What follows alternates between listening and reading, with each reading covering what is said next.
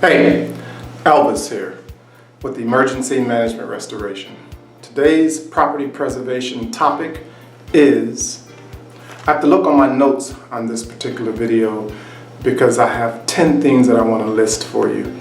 And so we're talking about, I was going to title it, I was debating if I take a positive spin on this topic or if I just give it to you raw.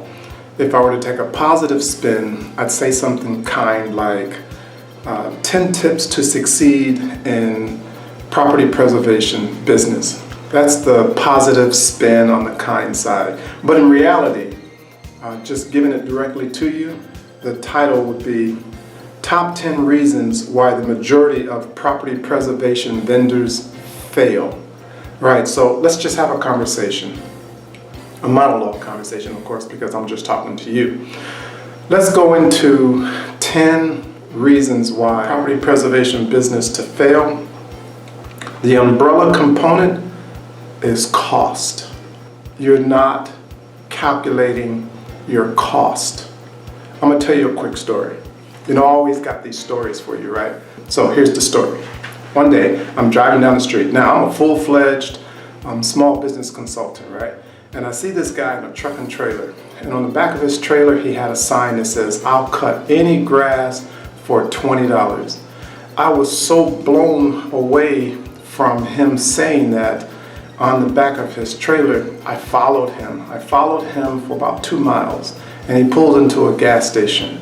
And I asked him, I said, "Is your sign for real? You'll cut any grass for $20? He goes, "Yes, you have a grass that you want me to cut?" I said, "Dude, how are you making money on cutting grass for $20?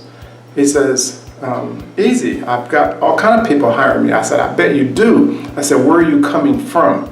And he commuted like 20 miles away. I said, "How many grasses did you cut in those 20 miles? He says, 2. I said, "How much did you make?" He says, $40.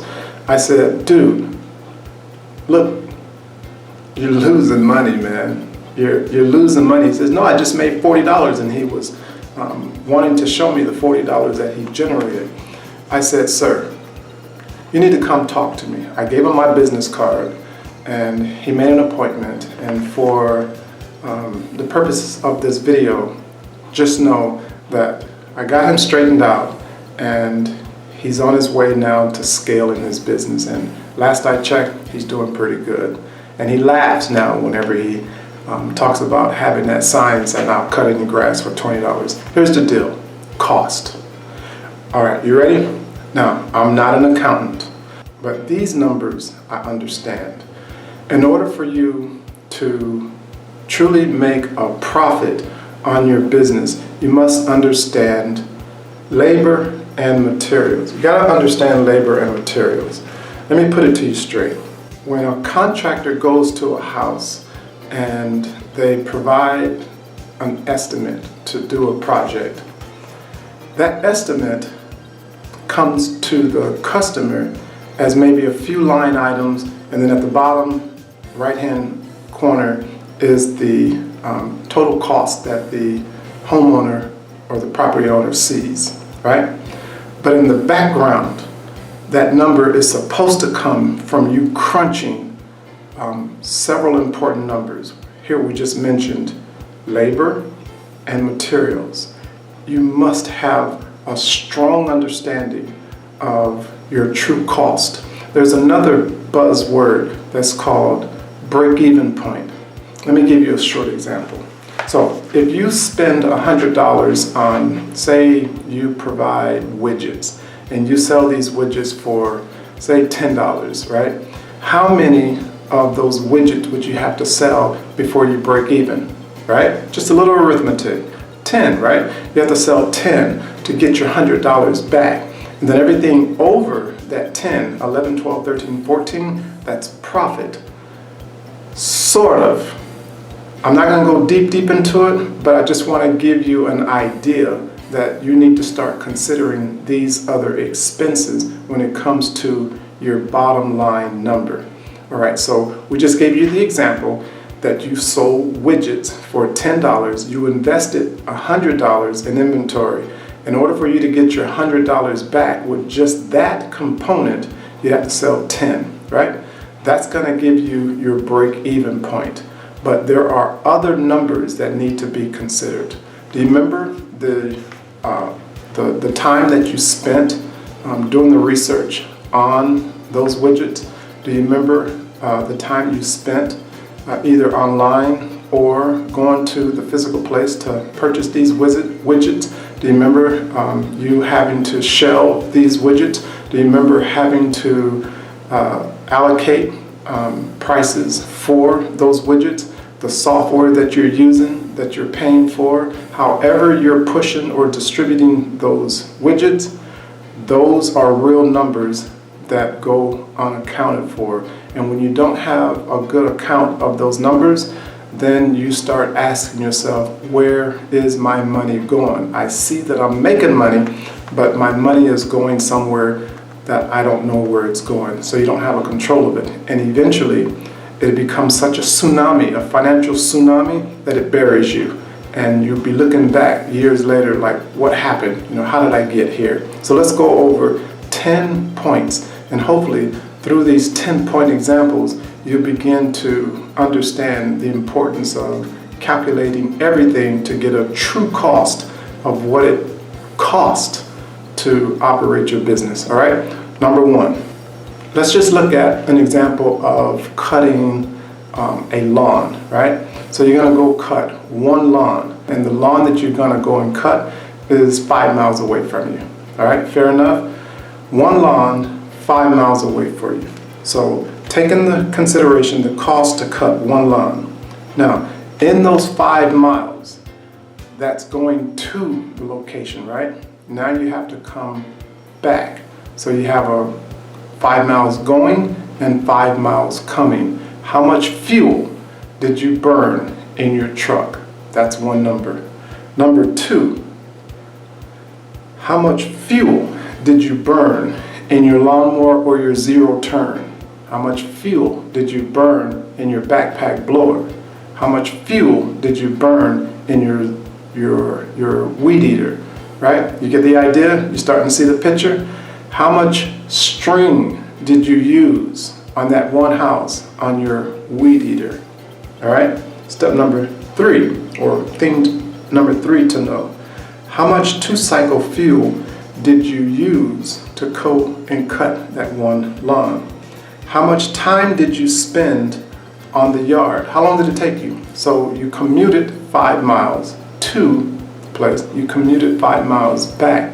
How long did you take to cut the lawn? Because your time has a value. Whether you give it a value or not, your time has a value. And if you're not calculating that time, then you're losing. That tsunami is starting to rise, right? Next point.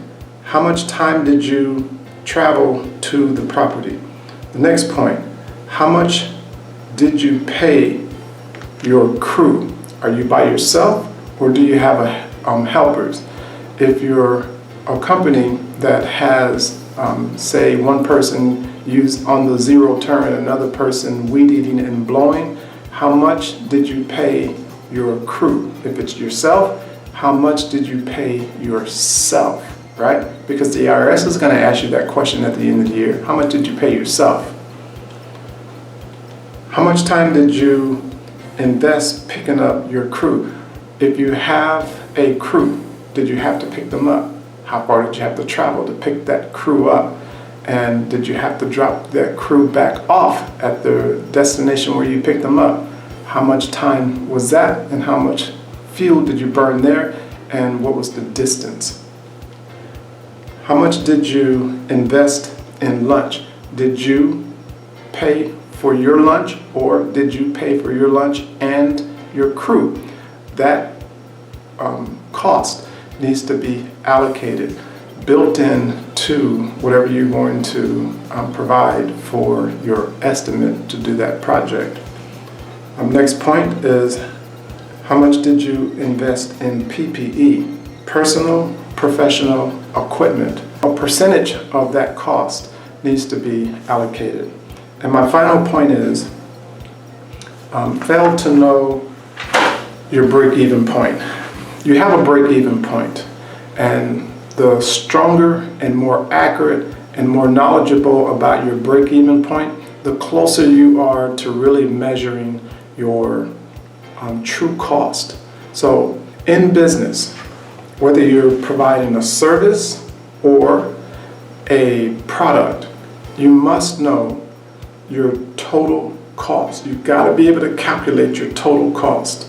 You have to account for the amount of weed eat string that you're using. You have to account for the amount of 2-cycle oil that you're using for your 2-cycle weed eater and backpack blower. You have to account for the fuel that's going into your zero turn or your lawnmower. You have to account for the fuel that's going into your truck.